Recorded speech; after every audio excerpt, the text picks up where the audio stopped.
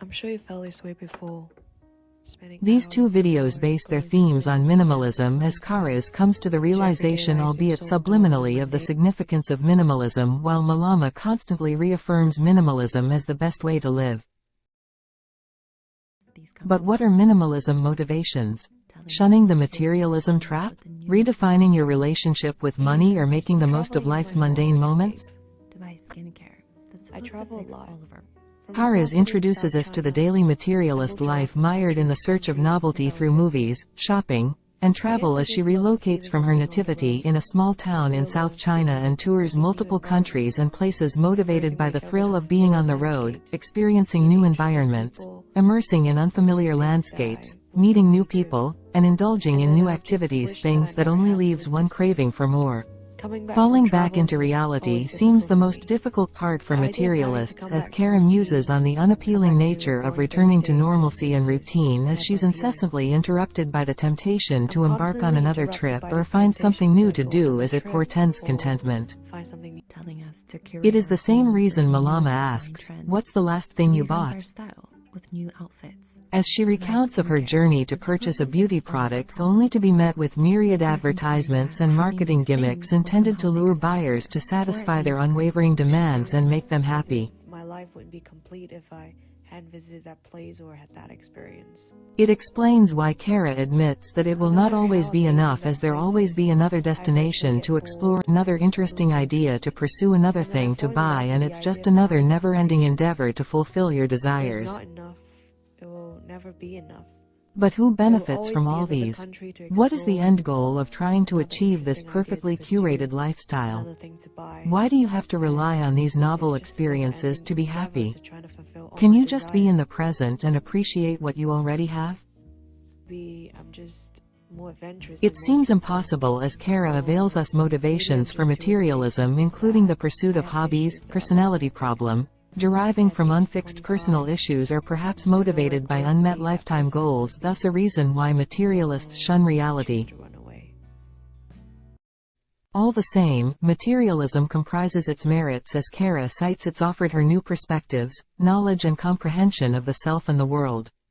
Still, it's not a solution to her problems, irrespective of how great and amazing the experiences are, stemming from the impossibility of having a lifetime filled with a constant high, as she has to return back to normalcy and routine. It was one of the most eye-opening. Not only is materialism fueled by the pursuit of hobbies, personality problem, unfixed personal issues, and unmet lifetime goals, as Malama asserts the augmentation of marketing gimmicks and advertisements as causes of impulse purchases. Was I able to pay off all that debt? Not exactly. It's evident we cannot always control what goes on around us, but we can shift our mindset and priorities away from the excessive focus on material things. It was one of the best ways to reset my shopping habit. For instance, setting a low buy year challenge, which enables you to be mindful of your expenses, look away from distractions, and guide finances in the right way. A low buy year is a sure way of resetting your shopping habits and redefining your relationship with money. More success is attained after you shift from considering a low buy year as a challenge, but as a lifestyle. Don't buy or browse until a need arises. Utilize a wish list to avoid impulse purchases, and try shopping in a cheaper market first before proceeding to high-end pricey environment. The goal is avoiding feeling restricted, but shopping more mindfully, as even the strictest minimalist has to shop from time to time, which discourages talking about how not to shop, but shedding light on how to shop more intentionally. On my regular days, I have my go-to outfits. Simplifying the complicated areas of your life is another way to beat the materialism trap.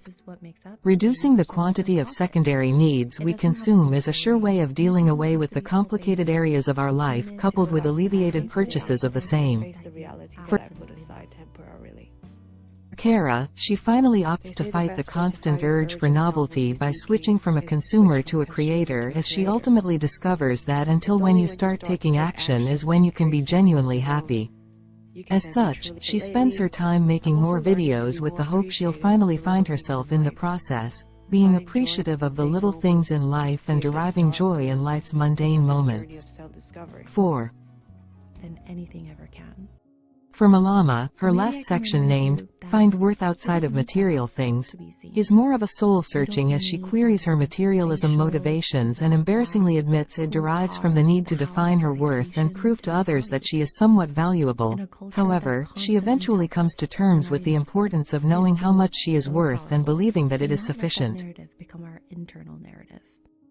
She It discourages feels so engaging in good to frivolous say, things, "I have enough," overworking, and and craving "I what you don't have am and enough." advances a quote. Not just me, Gratitude but turns all what of we have us, into enough, because our marking a inherent point worth where the two cannot be literary bought works or intersect, as replaced. Kara also concludes with a poem, The Orange. I hope you guys enjoyed At today's video. lunchtime, I bought a huge Wendy orange. Cope's poem transforms an The size of it unusually made us large all citrus laugh. fruit into meditation on Peeled life, it which and delights shared because with it cools the Robert and banal Dave. lunchtime, They lists, got and people quarters christened and Dave I with the half sublime off. love, peace, And that and being orange, alive, it giving made a me so sense that happy. things have not For always me, been this as well easy. shopping, a walk The in the poem park, strings together this is happy, peace but and ordinary contentment. moments coupled with beauty in the manner the poet shares her The rest of bounty, the day revealing was the quite joyous, easy. zesty, I did and all my fleeting jobs nature on of my hope. list and enjoyed them and Evidently, had when some you are time grateful home. for something, it affects your mental, I physical, love and you. emotional state as your thought processes become more Glad I positive. exist. Emotions transform into a calm, positive, happy state while your body relaxes, which avails comfort, peace, and healing.